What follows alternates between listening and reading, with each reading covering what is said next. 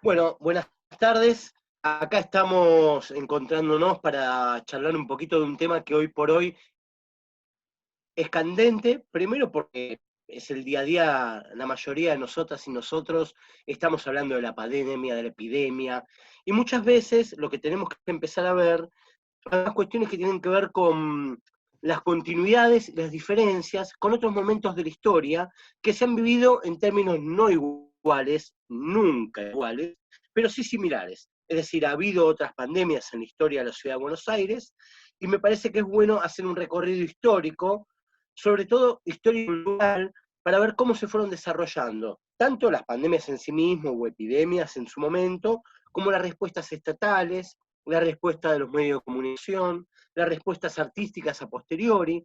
Entonces, todo ese camino que ya ha ocurrido, en tanto las pandemias han azotado a la historia de la humanidad, hoy por hoy empieza a tener un lugar crítico, un lugar único para poder discutir desde otro lugar. Nos parecía, con un grupo de compañeras y compañeros, que teníamos que invitar a alguien que pudiera contar un poquito más en detalle algunas cuestiones que tienen que ver con el recorrido histórico-cultural de las pestes en la ciudad de Buenos Aires. Este encuentro que estamos teniendo acá, que se llama De epidemias y pandemias en Buenos Aires, un recorrido histórico-cultural por la peste, tiene de invitada, y se quiere de protagonista también, porque es quien nos puede contar un poquito, a la profesora Laura Sacchetti.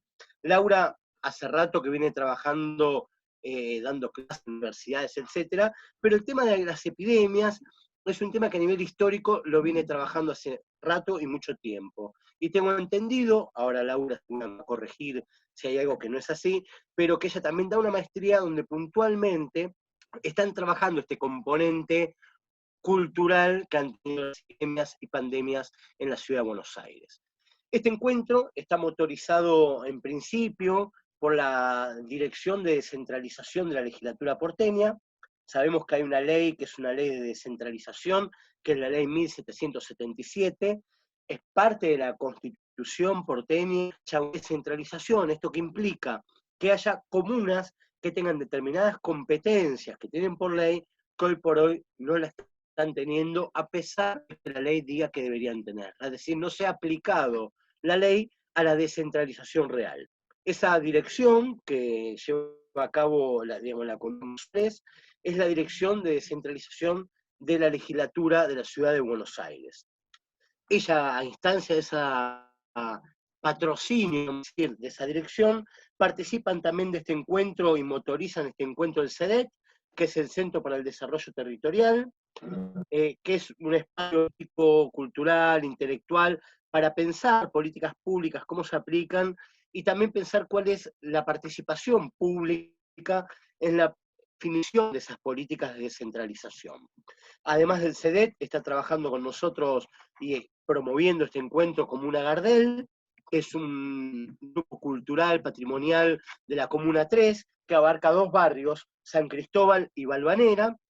Esos dos barrios obviamente tienen historias, recorridos diferentes, particularidades diferentes, pero a pesar de todo, al ser unificados por medio de una definición política común, también tenemos que pensar cuáles son los ritmos identitarios de esa comuna.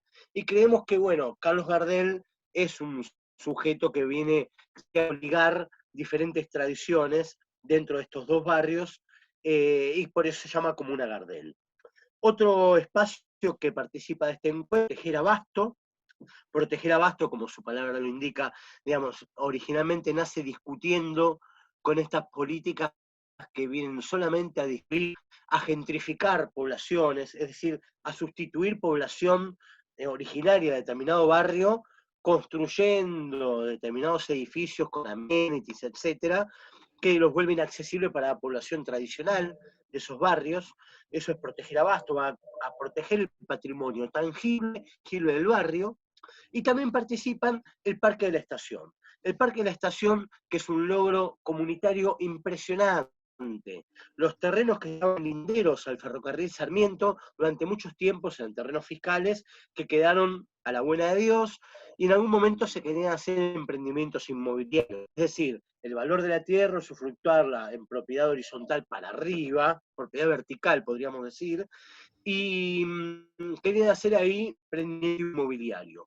La Comuna 3, les recuerdo, que es la comuna que una de las que menos tiene, la 5 es la primera, y la 3 es la segunda, que menos tiene espacios verdes por habitante en cantidad de kilómetros cuadrados a usufructuar de espacio verde por habitante. Es la que menos tiene la 5, la 3 la segunda. Las vecinas y vecinos lograron que ahí no se haga un emprendimiento inmobiliario, sino que se haga un parque, ese parque de trabajo, que es la que decide cómo se gestiona ese parque.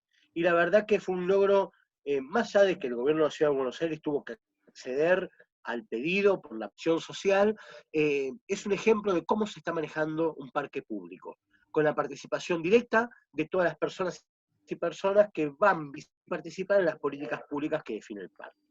Dicho esto, todos los que participamos de este encuentro, yo quiero darle la entrada a Laura.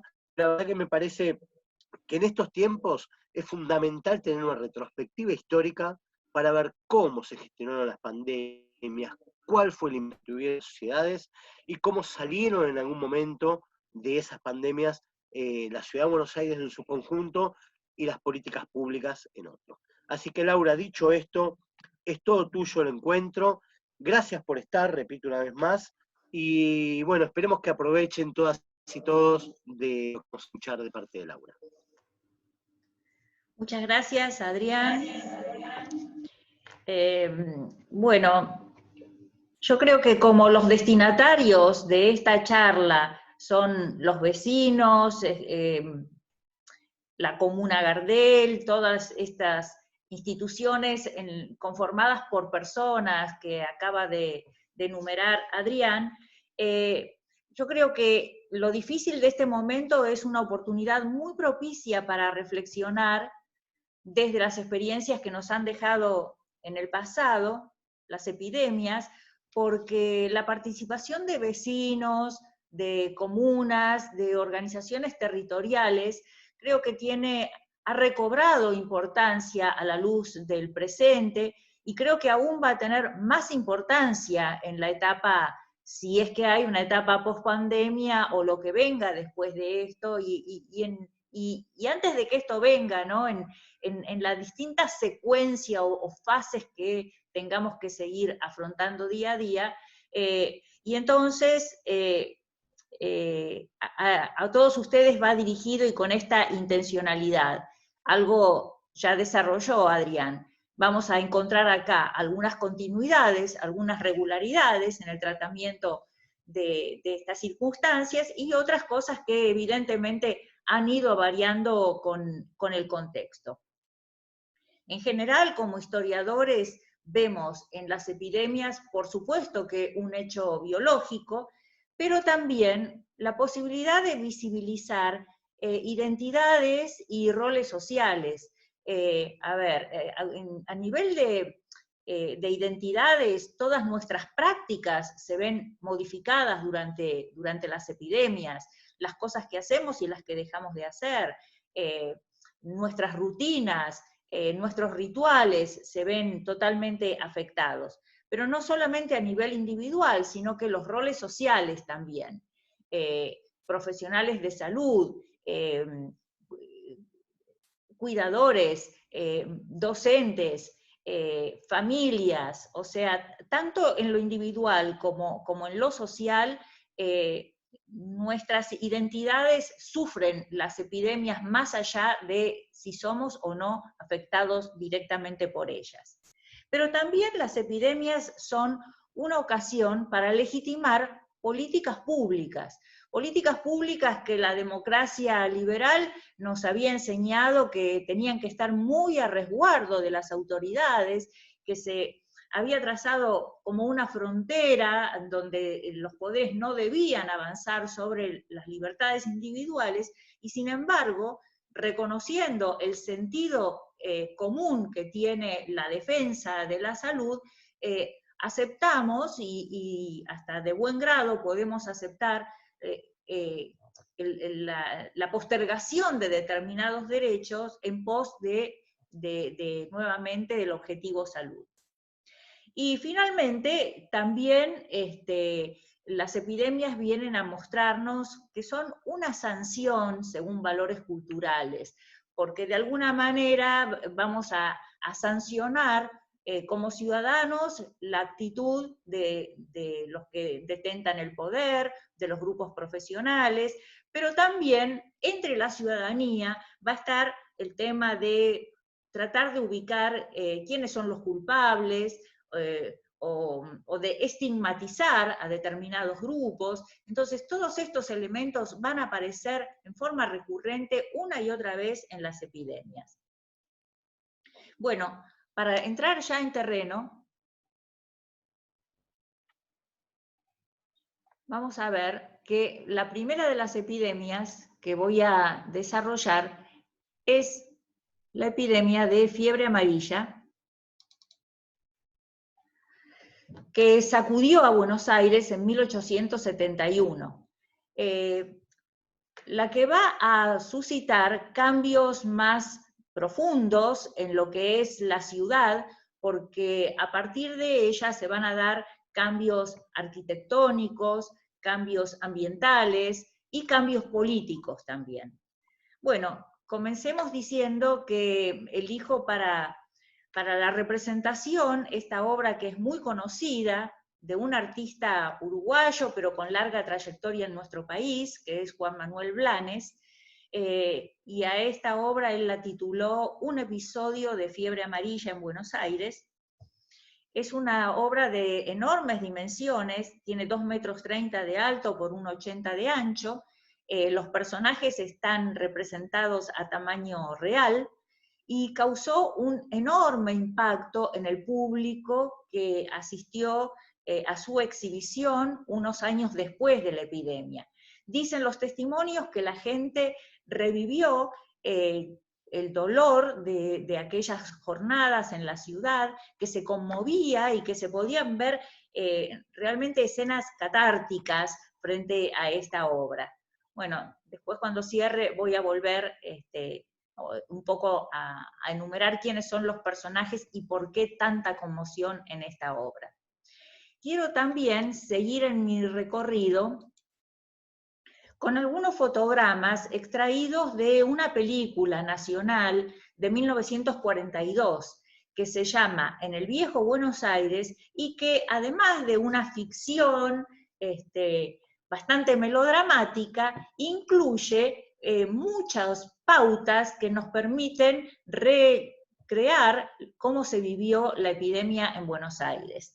Este primer fotograma nos está mostrando una casa cerrada con un crespón negro, lo que es claro síntoma de que ahí hubo casos de fiebre amarilla.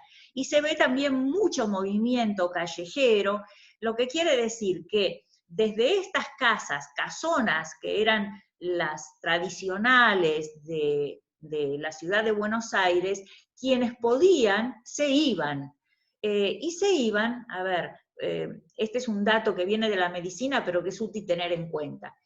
Para 1871 no se sabía cómo se hacía la transmisión de la enfermedad, no se sabía que era el Aedes aegypti el que la causaba, que era un vector, que luego se contagiaban las personas, nada de eso se sabía, ni siquiera estaba difundida la teoría del contagio.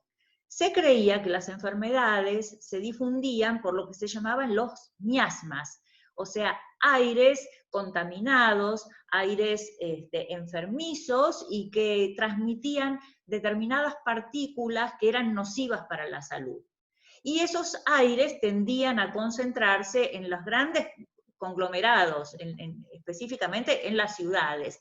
Entonces, se buscaba irse al campo, a un aire más sano, para evitar estos miasmas urbanos. Y la gente rica de entonces tenía sus casas quintas en lo que se llamaban los pueblos. Pueblo era Flores, pueblo era Belgrano, pueblo era Recoleta también.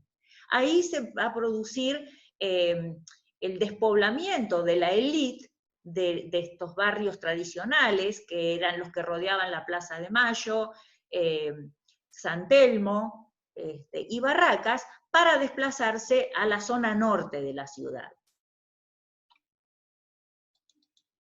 En el siguiente fotograma, lo que vamos a ver es el acarreo de algunas camillas y que la está llevando un personal que no es un camillero de un hospital. Buenos Aires apenas tenía 2 o 3 hospitales por entonces.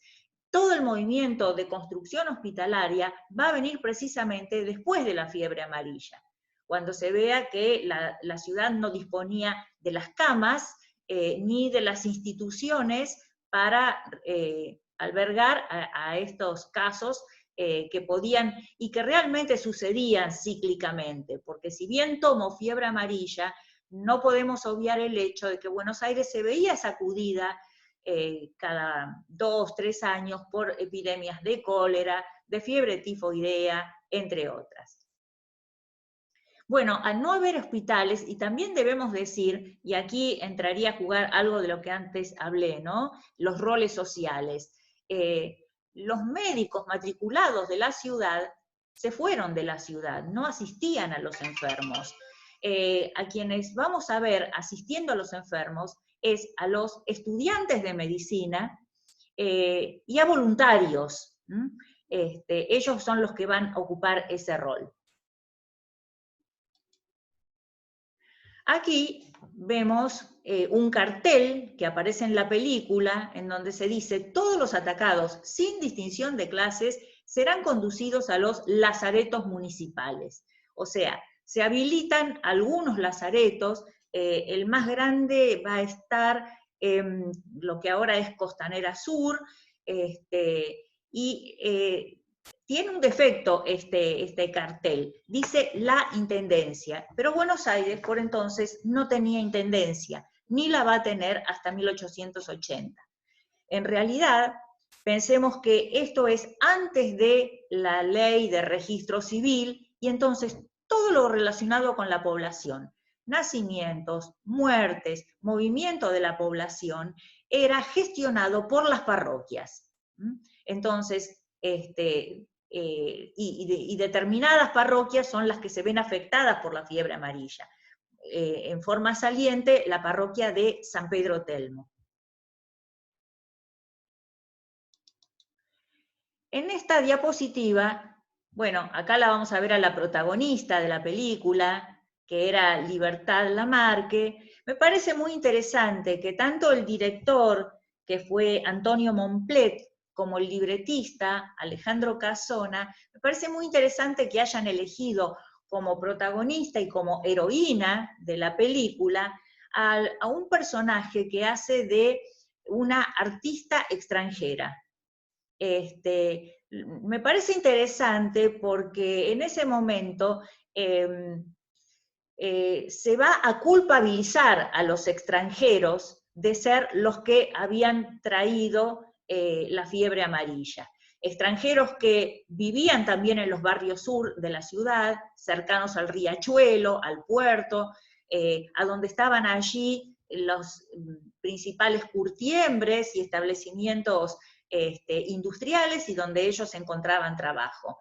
Entonces, que se reivindique como heroica una figura que además, al cerrarse las actividades teatrales, ella no puede desempeñar su arte y entonces se ofrece como voluntaria en uno de los lazaretos. Me parece que es reivindicar estas figuras tan estigmatizadas. Bueno, hasta aquí no está dicho cómo llegó la fiebre amarilla.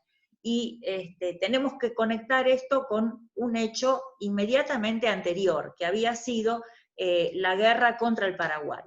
Una larga guerra que se desarrolló entre 1864 y 1870, y en los últimos meses del 70, la desmovilización de las tropas que ya venían infectadas, Paraguay hasta el día de hoy, y vaya si lo sabemos con la epidemia de dengue que tienen actualmente, es un territorio endémico de Aedes aegypti. De ahí venían las tropas ya infectadas y fueron trayendo la enfermedad por las ciudades costeras.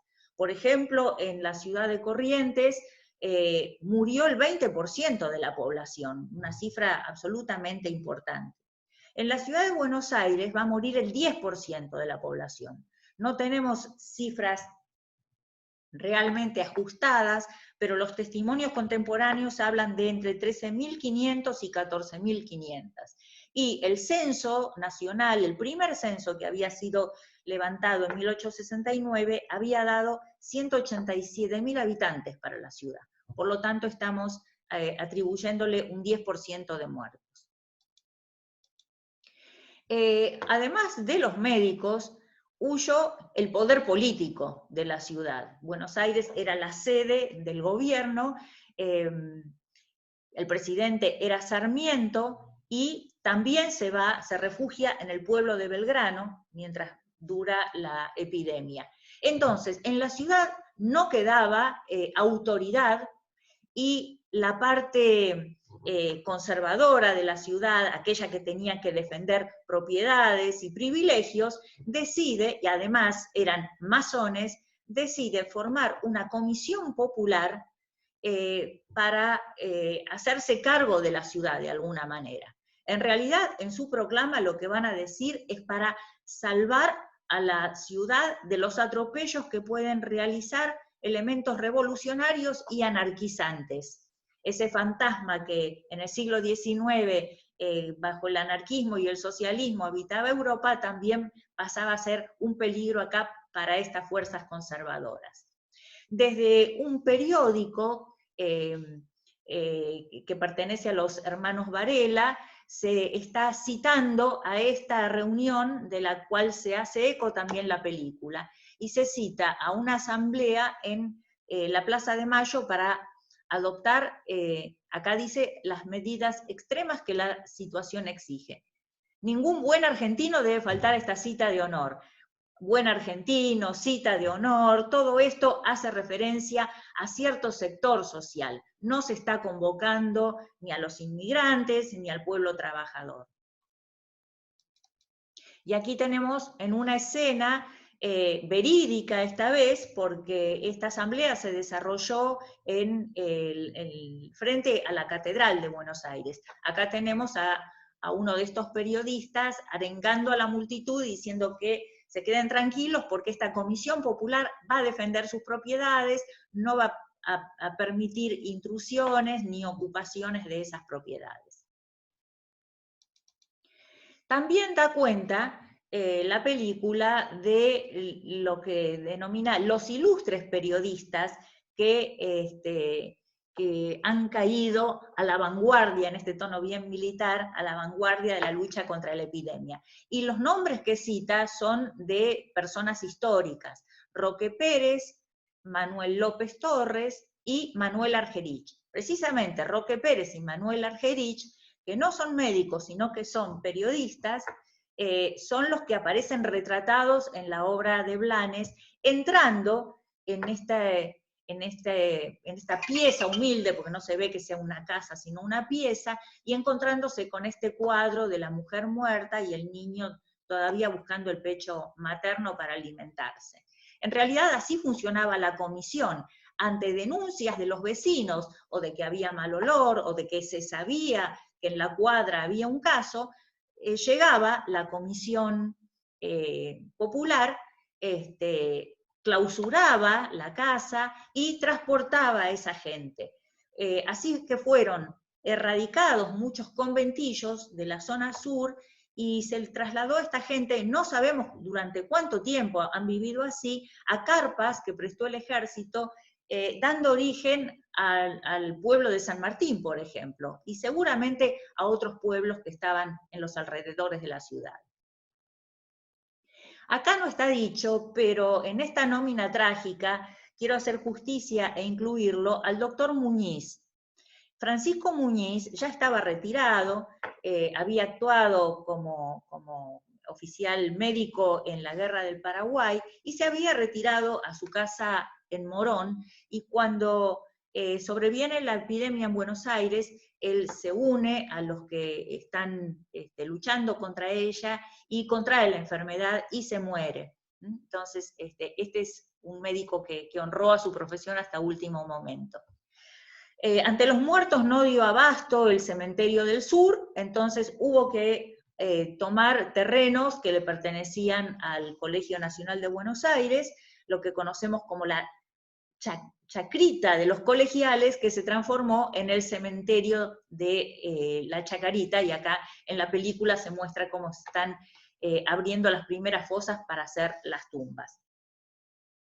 Bueno, digamos que les anticipaba yo que fue un parteaguas la epidemia de fiebre amarilla, porque a partir de allí lo que es el pensamiento sanitario se incluye en la agenda de Estado. Y cuando digo el pensamiento sanitario, estoy pensando en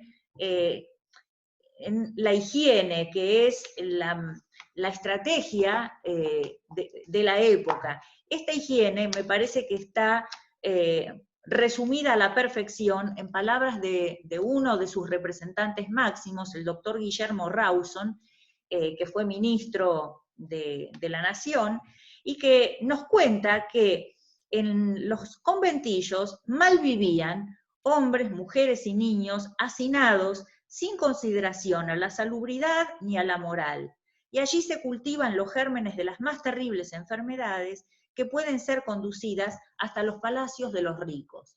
Y este es el tema que preocupa a los higienistas, que en esta mezcla urbana de ricos y de pobres, estos pobres que estaban mucho más proclives a enfermarse, llevaran la enfermedad por ser empleados domésticos, por ser proveedores de servicios o de alimentos, hasta la casa de los ricos.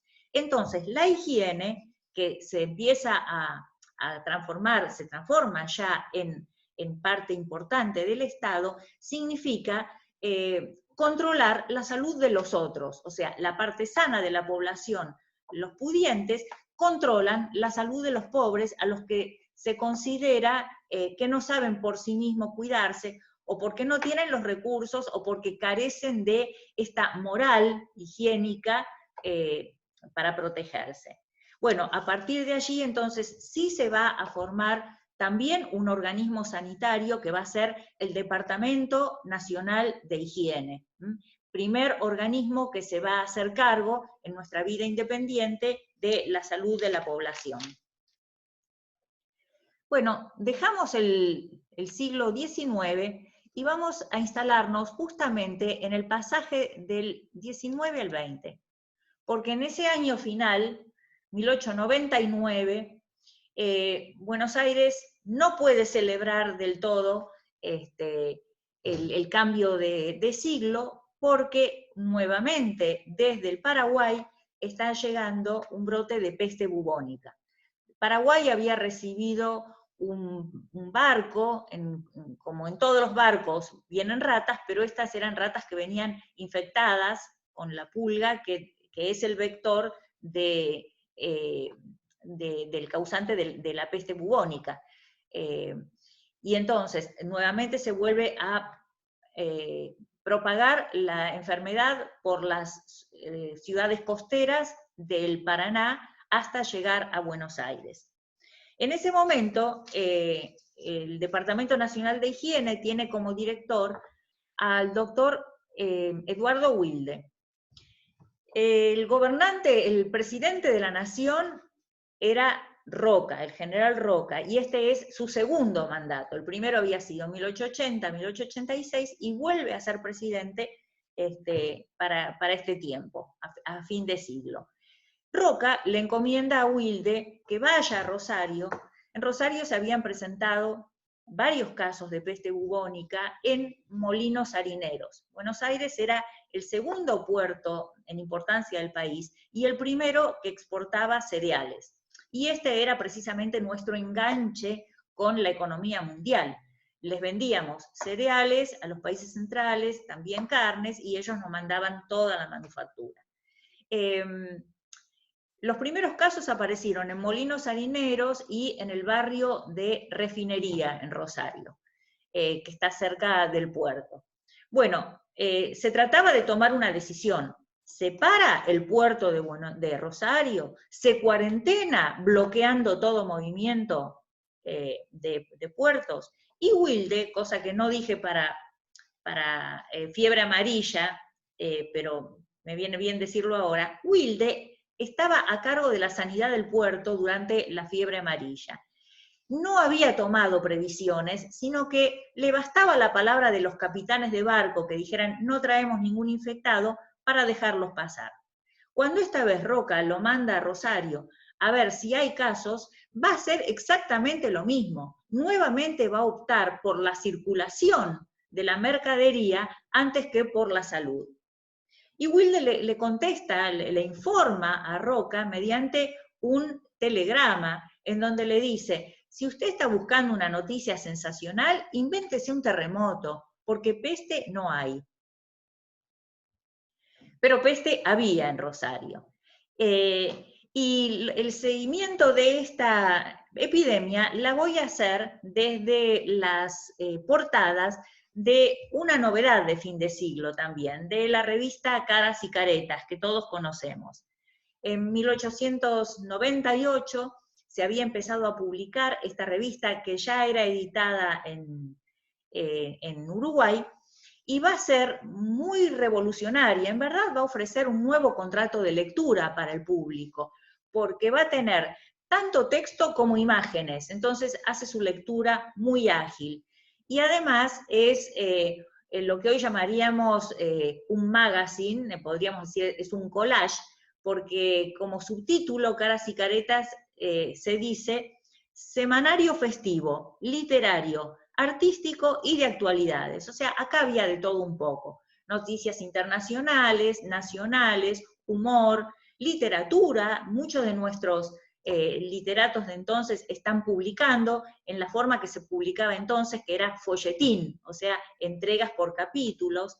Y bueno, le dedican en diciembre de 1899 la tapa a este arbolito de Navidad muy especial, porque de él cuelgan ratas. Ratas que evidentemente son el símbolo de esta peste que está llegando a Buenos Aires. Vuelven a instalar la peste en una portada, y esta vez recurren a una imagen conocida por todos, la parca, este esqueleto que porta una guadaña, solamente que en este caso son dos las parcas, y una de ellas, la parca clásica, la tradicional, viene montada en una rata, la portadora de la peste, y la guadaña de esa parca dice peste bubónica. Pero en este caso es fácilmente reconocible el otro personaje, la parca es Roca, es el presidente de la nación. Bueno, vaya caricatura, ¿no? Con cómo Caras y Caretas se está animando en ese momento a nada menos que al general Roca, y la guadaña que lleva Roca es nueva ley económica o monetaria. La nueva ley monetaria significaba una renegociación de nuestra deuda externa. Abultada deuda externa, porque Buenos Aires se había endeudado para construir el sistema de aguas corrientes, el nuevo puerto Madero, un sistema de alumbrado público. Entonces, a la vieja deuda que ya traíamos desde la época de Rivadavia con la Baring Brothers, ahora se sumaron nuevos empréstitos. Roca lo manda entonces a renegociar la deuda a su ministro Pellegrini. Y Pellegrini dice, yo voy a pedir menos intereses y más plazo para pagar la deuda, cosa que hasta a nosotros nos parecería una muy buena solución hoy en día. Pero la letra chica de esta negociación, que son cláusulas menos conocidas por el público, van a hacer que quedaban como garantía del pago de la deuda las rentas de la aduana, los principales ingresos del país en ese momento. Y ¿quién iba a fijar qué porcentaje de las rentas de aduana eran la garantía para el pago de la deuda? Nada menos que la reina de Inglaterra. Bueno, cuando la población conoce los términos de esta ley, se opone, se arman manifestaciones multitudinarias para la época en contra de la ley, una ley que acá es identificada como la muerte para el país, y del morral de Roca está saliendo un hombrecito también cadavérico, ¿no? Que quedó extenuado por la propuesta. Esto como para dar también el contexto político. Está llegando la peste bubónica, pero los males económicos y nuevamente salud y economía contrapuestos en esta carátula. La siguiente carátula va a necesitar un poquito de interpretación para llegar a conocer quién es el personaje. Acá lo que se ve es un puesto de mercado donde lo que se están vendiendo son ratas de Oporto. Precisamente la embarcación que llevó al Paraguay la peste era un barco que venía de Portugal.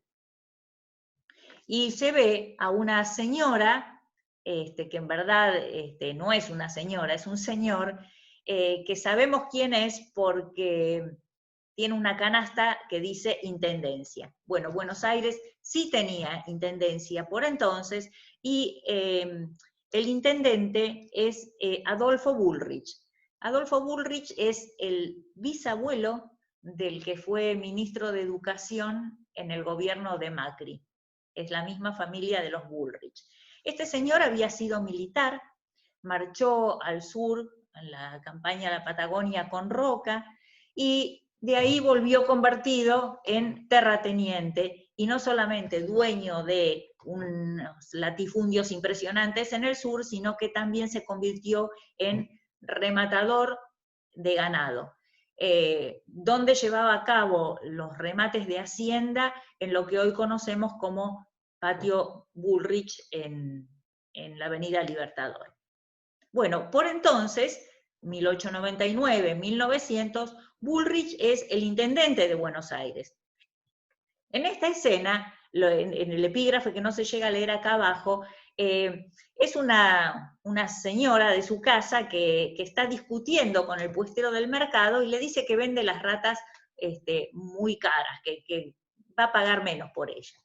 En verdad, la intendencia puso precio a las ratas y entonces la ciudad se llenó de cazadores de ratas, de trampas y tramperas para las ratas, lo mismo que se había hecho ante un brote de peste bubónica en la ciudad de San Pablo, donde el encargado de la salud pública era Osvaldo Cruz.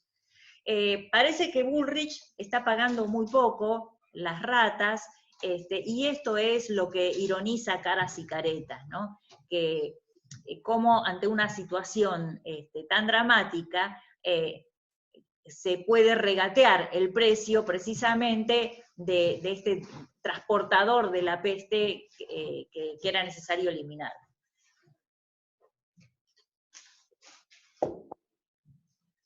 Dándole continuidad, en una etapa de solamente 2 meses posteriores, va a aparecer el mismo Bullrich con el doctor Wilde, una vez más, pero esta vez ya no es una tranquila señora que va de compras a regatear con el puestero, sino que la portada se titula El furor sanitario.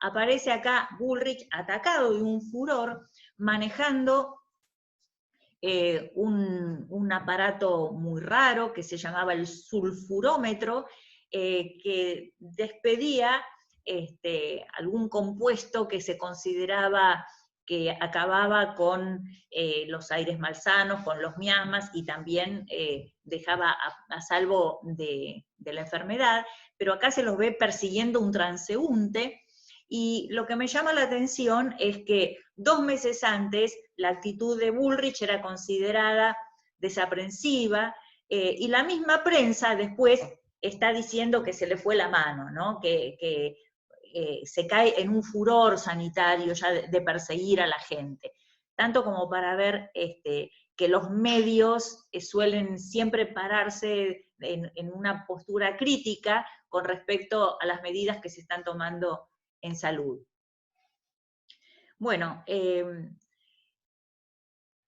avanzando un poco más, vamos a llegar ya a pleno siglo XX, y aquí vamos a estar ante la primer pandemia del siglo, de esta que se llamó injustamente la gripe española.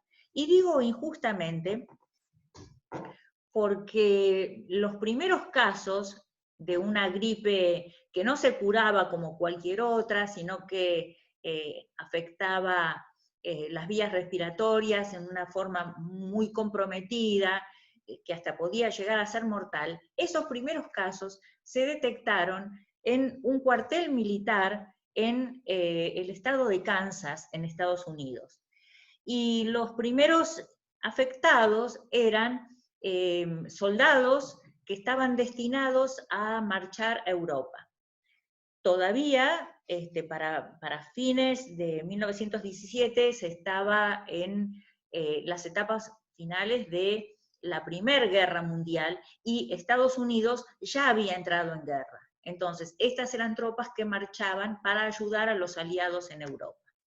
El presidente de Estados Unidos, que se llamaba Wilson, es informado sobre esta novedad y los generales le dicen, bueno, ¿qué hacemos? ¿Suspendemos el embarque de esta gente que está enferma? Y Wilson dice que no, de ninguna manera se va a suspender esa ayuda prometida a los aliados, y ahí marchan los soldados ya enfermos a terminar de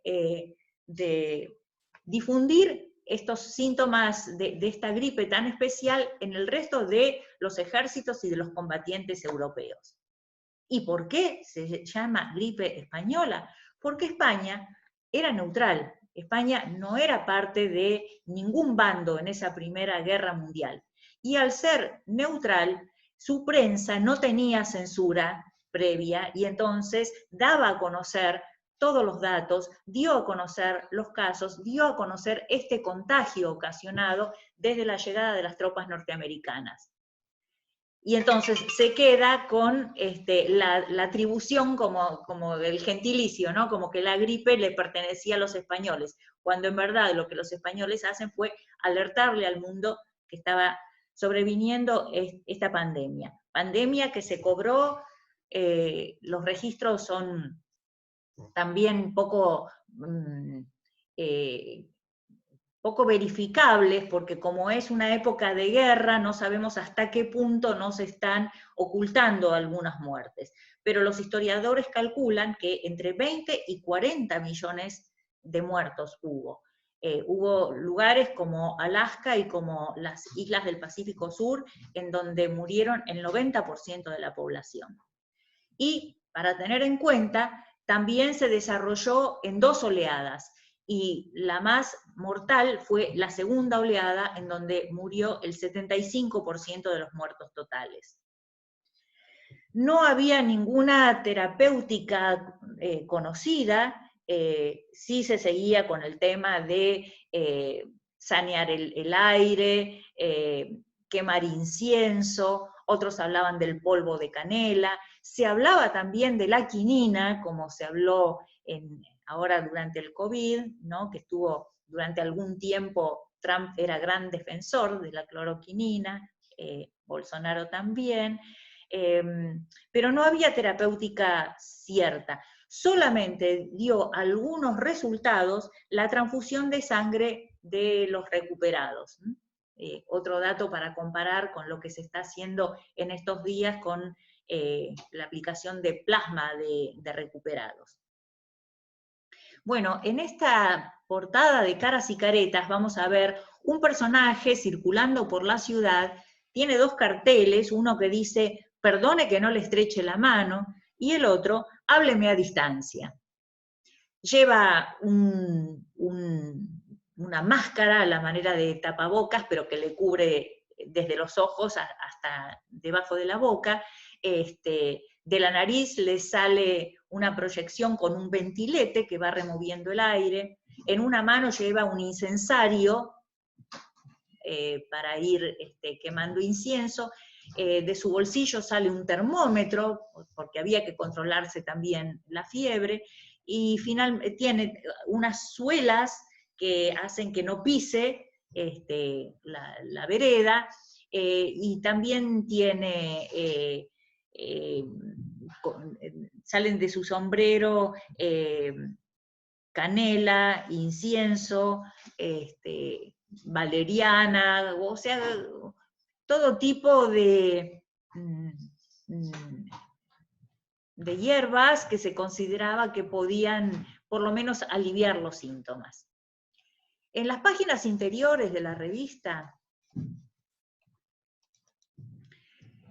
se va a hacer humor con los distintos sectores sociales y cómo viven la epidemia de moda, esto es lo que está voceando el Canillita, o el pánico de la gripe.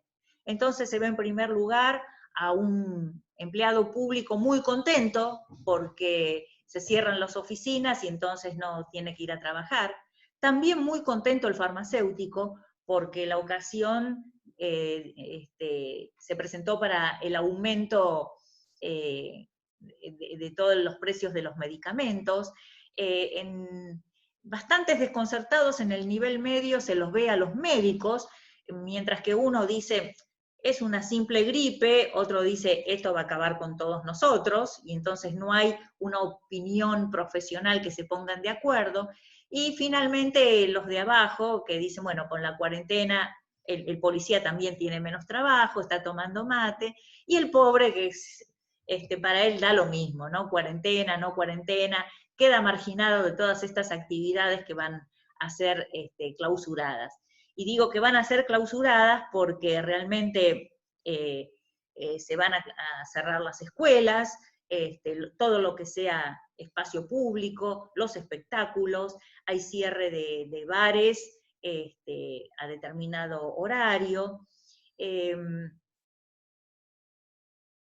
Y esto va a promover hasta una marcha de antorchas de la bohemia porteña. Dice Caras y Caretas que fueron los empresarios teatrales los que organizaron esta marcha para los trasnochadores, ¿no? Se les dice acá, en una marcha de antorchas, quejándose de cómo se ve coartada su posibilidad de desempeñar su arte y de ganarse la vida con el cierre de los teatros. Pero están apelando en la manifestación a símbolos que provienen de la religión. Entonces van con velones de la iglesia, uno va leyendo la Biblia, el otro lleva colgando el rosario. Entonces, esto de movilizar símbolos comunes a la sociedad para intereses tan sectarios o tan partidarios. No quiero dejar de mencionar la figura histórica de un médico de barrio, y precisamente de los barrios, me dice Adrián que en verdad pertenece más a la Comuna 4 que a la 3, que era el doctor Gennaro Giacobini. El doctor Gennaro Giacobini, que era un médico que atendía en su consultorio, cobrándole a quien pudiera pagarle y a quien no lo atendía gratis, va a fundar en ocasión de la pandemia el Partido de la Salud Pública. Parece interesante ver cómo se estructura una entidad política a partir de quienes defienden la salud pública por sobre estos reclamos desde volver a poner en marcha la economía. Con ese partido llegó a ser concejal metropolitano en la década del 30 y todavía en la calle Caseros, al 3000, está como casa museo lo que fue su consultorio. Cerrando lo que fue la gripe española, también una referencia política. La política es uno de los ingredientes fundamentales de Caras y Caretas, y le va a dedicar una caricatura al presidente Irigoyen. Bueno, el momento político parece muy significativo y muy pertinente esta caricatura que hacen.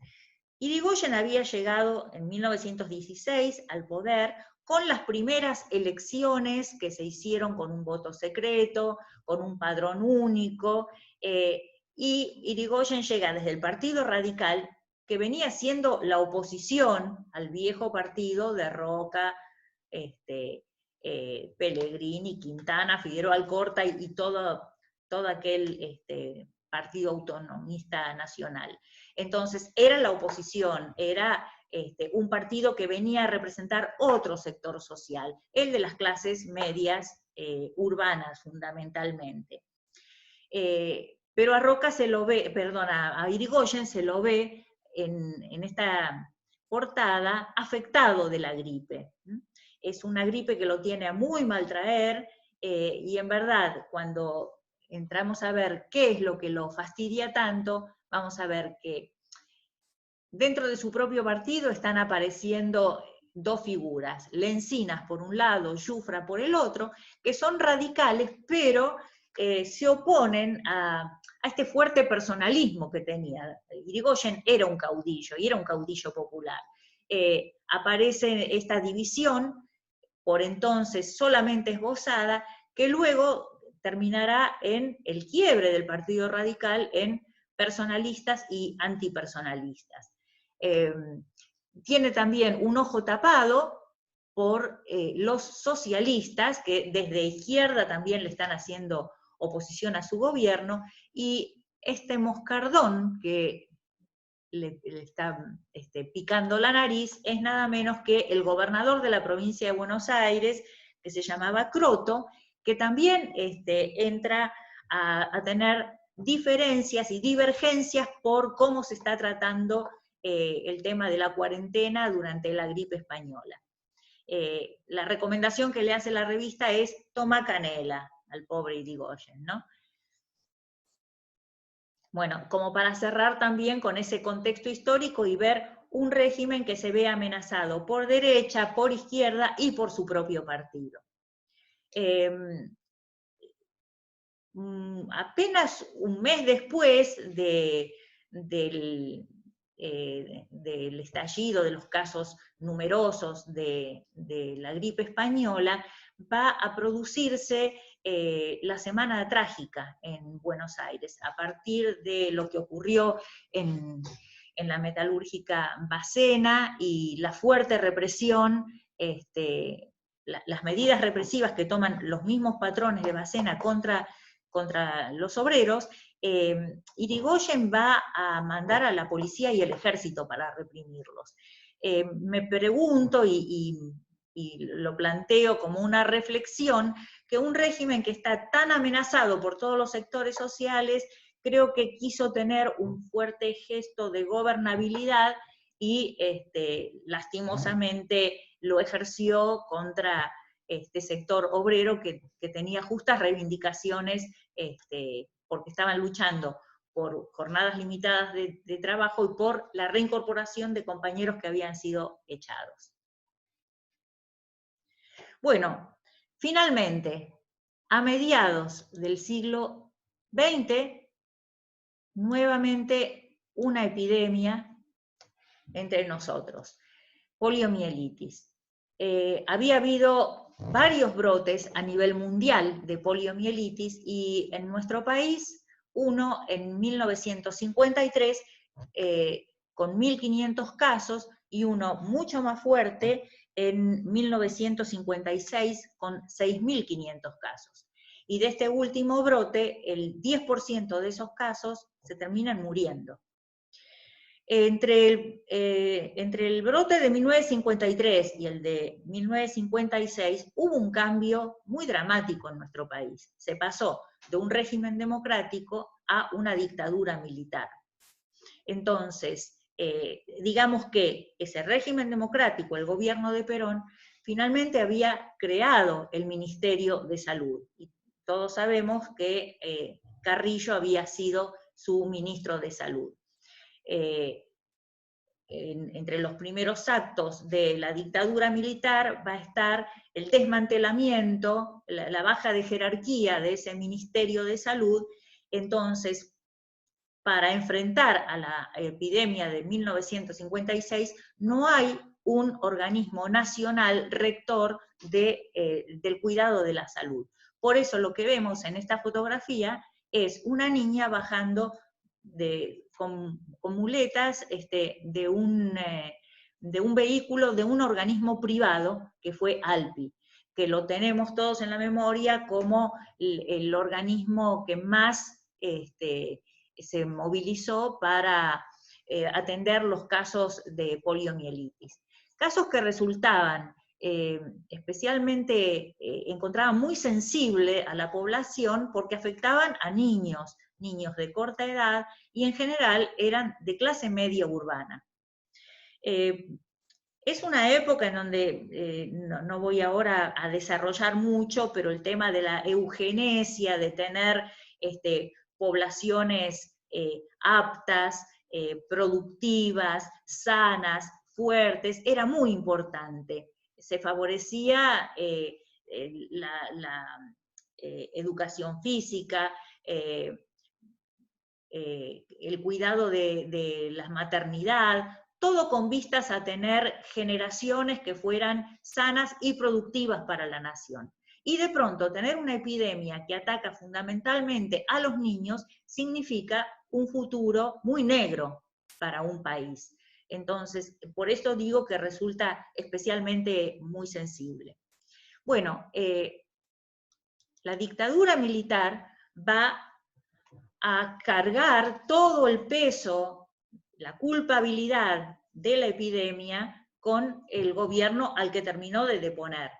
Y entonces, en una publicidad que va a ser publicidad estatal y que va a aparecer en toda la prensa escrita del momento, se titula "Del despilfarro y la ignorancia de la tiranía a su herencia maldita, la poliomielitis". Ya regía este decreto de los militares que no se lo podía mencionar ni a Perón, ni al peronismo, ni a ninguno de los símbolos del gobierno anterior. Por eso la tiranía, a la que, bueno, herencia maldita, pesada herencia, encontramos nuevamente recurrencias en los enunciados políticos cuando vienen a cambiar tan dramáticamente el estilo de conducción. ¿Y de qué se está acusando a la gestión anterior? Bueno, de suciedad en las ciudades. Dicen, nuestras ciudades estaban totalmente abandonadas, totalmente sucias. Los hospitales no tenían medicinas, o sea, una vez más, este relato del hospital público como un lugar en donde no se practica buena medicina porque faltan insumos, porque son lugares en donde uno siente más un castigo que ir a recuperar la salud. Y no había pulmotores, dicen, cuestión que era mentira. Carrillo había importado pulmotores. Esos pulmotores fueron destruidos, y en esto una de las fundadoras de ALPI, que era Marta Escurra, participó activamente en la destrucción de los pulmotores porque tenían el logo Fundación Eva Perón. Bueno, se lo termina acusando también de que no había introducido la vacuna. Mal hubiera podido, porque la vacuna Salk, que es la primera para combatir la poliomielitis, recién en 1955 estaba siendo a nivel experimental aplicada en los propios Estados Unidos. Entonces, bueno, una garra, que es la poliomielitis, está cayendo sobre el país. Este es un recorte periodístico en donde se lo ve a Aramburu, el presidente de la dictadura militar, con delantal de médico. Claro, no hay ministro, entonces él se está poniendo en la investidura del médico a cargo, visitando a los pacientes internados en el Hospital Muñiz. Y es muy fuerte este título, ¿no? Porque el título es Buenos Aires castigada por la poliomielitis. Este castigo de que la ciudad se tiene que hacer cargo por haber sufrido la dictadura la década anterior. Y finalmente, como tampoco había una terapéutica salvadora y cierta, porque la vacuna no está por venir, todo tipo de remedios caseros. Los más difundidos eran la bolsita de alcanfor que se les ponía a los niños en la ropa, o salir a pintar con cal los troncos de los árboles. tal vez para evitar la multiplicación de moscas, de insectos, y acá vemos un grupo de niños que alegremente salen con un balde de cal por las calles de un barrio a calear árboles. Bueno, aquí termina nuestro recorrido. Como conclusión, ustedes sacarán las suyas, encontrarán lo que planteaba al principio, las continuidades, las diferencias, actitudes a nivel individual, social y político, pero me parece que todas estas epidemias han terminado construyendo un relato, una narrativa, que aquí hemos seguido con representaciones visuales, sociales, políticas.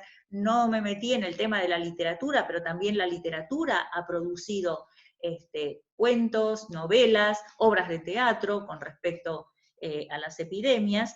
Y vemos que más allá de los distintos contextos históricos, esta tensión entre los intereses de la economía y la salvaguarda de la salud apareció en cada una de estas epidemias que estuvimos recorriendo, como también la identificación de quién tiene la culpa, quién la trajo, quién la aporta, a quién podemos echarle la culpa de lo que nos está pasando, una forma como de no hacerse cargo.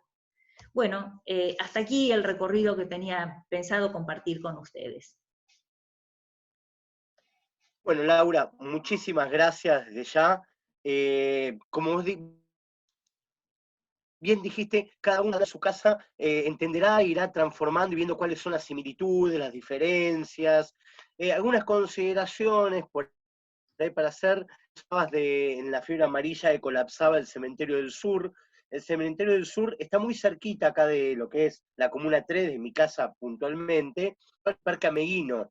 En el Parque Ameguino, que está enfrente de la vieja cárcel de Caseros y antes del Hospital Muniz, tiene en el medio un monolito que tiene los nombres de todos estos personajes de esta comisión pública, que exceptuando Muniz, que sí era médico, no eran médicos y se inmolaron para, digamos, banca pandemia, ¿no? La epidemia de fiebre amarilla. Actualmente en la Comuna 3, a falta de instancias a veces también de lo que es el gobierno de la Ciudad de Buenos Aires, también un comité de crisis que está saliendo con compañeras y compañeros a hacer testeos puerta a puerta, a dar herramientas a algunos espacios, a los ESAC y al Ministerio de Salud, para explicarles, porque no conocen el territorio, dónde hay determinados focos infecciosos para ir a curar, a cuidar, a hisopar, en todo caso derivar al Hospital Ramón Mejía, en el caso de la Comuna 3. También hay similitudes. También la población civil es la que tiene que salir en algún punto a, si se quiere, a morigerar los efectos de donde no está el Estado, en la Ciudad de Buenos Aires por lo menos. Después, bueno, hay por supuesto oportunidades que son fosforescentes para nosotras y nosotros. Cuando vos hablas de que no hubo Ministerio de Salud hasta la llegada de Carrillo en el gobierno de Perón, y que se desmantela como ministerio con la dictadura del 55, también podemos recordar el desmantelamiento del Ministerio de Salud hace muy poco tiempo en nuestro país. Es decir, en escasos 4 años, 5 años, la Argentina dejó de tener Ministerio de Salud. Y creo que hay costos que hoy por hoy están siendo paliados por los sectores, pero se está pagando ese costo de no haber tenido Ministerio de Salud. Es decir, el esfuerzo tiene que ser redoblado porque ha habido un dato en las políticas públicas de salud de 4 años sin ministerio. Así que bueno, como dijimos recién, Laura, cada uno verá en su casa las continuidades, diferencias, estridencias que hay cuando uno ve lo que está ocurriendo en la ciudad de Buenos Aires, ¿no? Y en la Argentina toda, la ciudad de Buenos Aires como epicentro más ocurriendo en el país.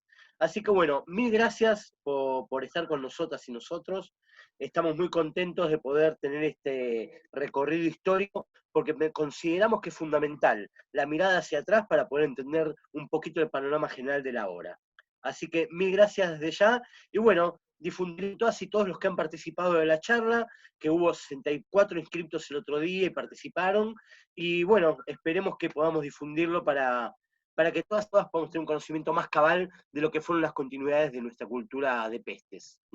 Muchas gracias, Laura. Ahí queda el recurso. Buenas tardes. Gracias a todas y todos.